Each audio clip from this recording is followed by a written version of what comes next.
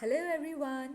In today's video, we are going to inform you about our services and will teach you how to prepare for and pass a carer and support worker interview. We are an immigration and visa consultant based in India. We assist you for your visa requirements and also give you a complete solution for your pre and post arrival and departure from your hometown to the country of your dreams. Our services basically involve attaining your PR, work permit, student visa, visitor, business, and dependent visa. In today's video, we are going to explain or highlight the interview questions, preparations for any organization, or whatsoever. So please watch this video till the end. In this video, I'll quickly walk you through everything you need to ace your support worker interview. We'll cover the most commonly asked interview questions, suggested answers, the key qualities employers are looking for, and some extra resources to boost your chances of success. Now, before we move ahead for this video, we would like you to share your opinions or any questions through the link provided in the comments below. You can subscribe to our channel for the link of videos. You can also follow our social media pages or visit if you are in Vadodara for more information. Hello everyone, let's get started with our personal support worker interview questions and sample answers. Let's move on to the first question. Why did you choose to become a personal support worker?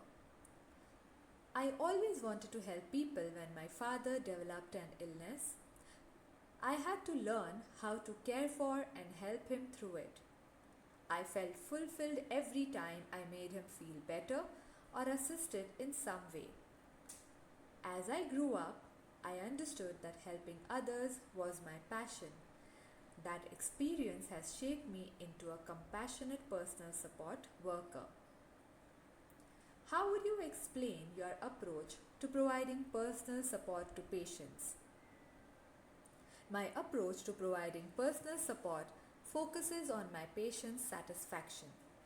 Therefore, I strive to make a difference by providing the quality services they need. Also, I request feedback so I can improve on my approach to providing personal support. While I sometimes get feedback from guardians or medical professionals, I believe my patients are the best people to tell me what to improve. What experience do you have as a personal support worker? I have 2 years of experience as a personal support worker in India. In my previous roles, I helped patients in nursing homes and hospitals get the quality care services they needed. I learned that humor is a personal support worker's greatest asset and time management skills are important. Let's move on to the next question. As a personal support worker, how do you handle patient confidentiality? As a personal support worker, I don't reveal a resident or patient's condition to anyone unless they give me their consent. Some details are personal and it's my job to ensure they remain that way. I know I can only build healthy relationships with my patients when they trust me. So I never disclose their personal or sensitive information. What policies would you use to protect vulnerable adults as a personal support worker? A vulnerable adult is anyone over 18 that suffers from a physical or mental illness and has reduced mental capacity or mobility. I would listen to such patients' complaints and provide them with the care and support they need. If I noticed signs of physical or emotional abuse, I would refer them to or directly contact medical professionals. As a personal support worker, how would you handle an aggressive patient?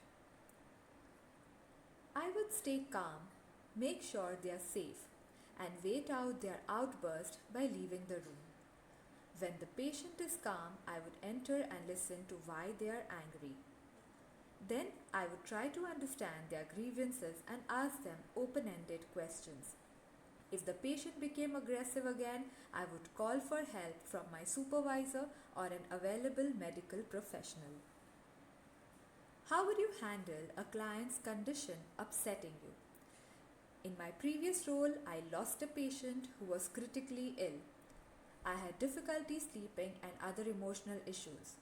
During this period, I learned that although my job is to care for others, grief is bound to happen, and I also have to deal with my emotions. I understand that keeping those emotions to myself could affect my work and make me less effective in my role. Therefore, I would talk about my feelings with friends and a support group without disclosing the patient's condition. What would you do if a patient has a heart attack? I would contact emergency medical care as soon as I notice a patient is experiencing a heart attack. I would also look out for symptoms such as nausea, shortness of breath, sweating, and chest pain.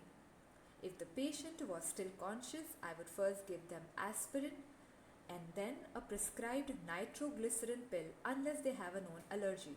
If the patient is unconscious, I would perform CPR until the emergency medical care arrived. How would you provide personal support to a patient who has dementia or Alzheimer's disease? I know that patients with Alzheimer's disease or dementia can have good and bad days. I would be understanding with the patient and vigilant of their condition. Also, I would ensure that they have the care they always need. I would make sure that they take care of their medications and use them according to the prescription. I would also try to reduce distractions to avoid unnecessary confusion. Imagine a patient doesn't trust you to be in their room. What would you do? I believe personal support workers must build trust and make sure patients know that we listen to them while respecting the decisions they make.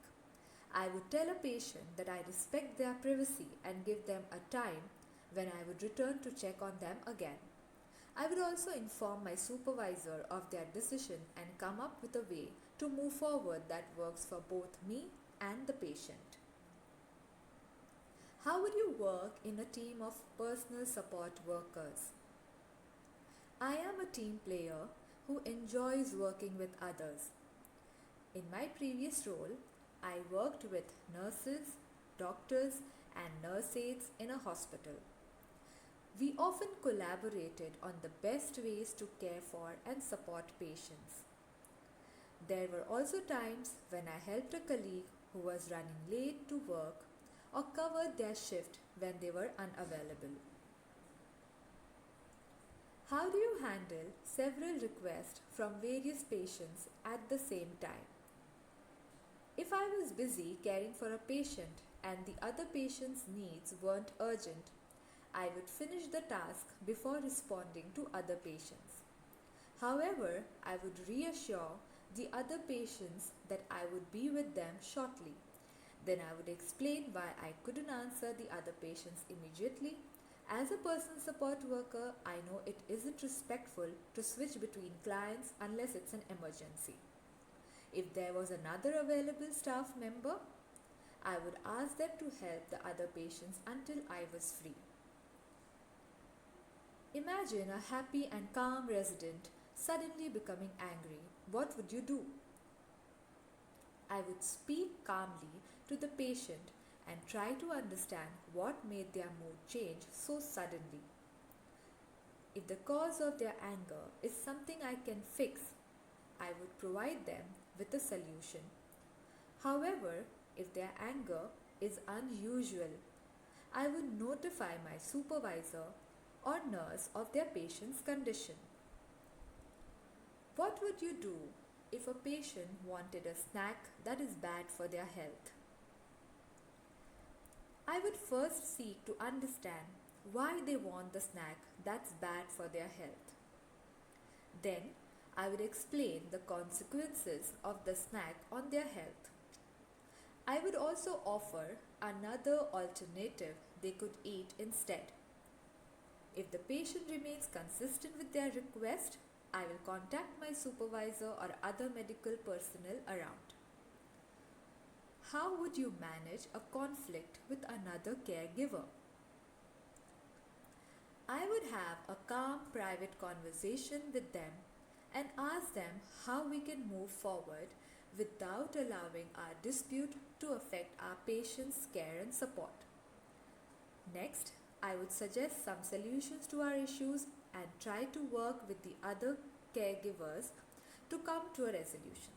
If the other caregiver doesn't want to resolve, I would reach out to our supervisor to help us manage the situation. Thank you for watching this video. Please like, subscribe to our channel for more information. Also, you can follow our social media pages and if you want a PDF of the same for the question answers, you can contact us. Thank you so much.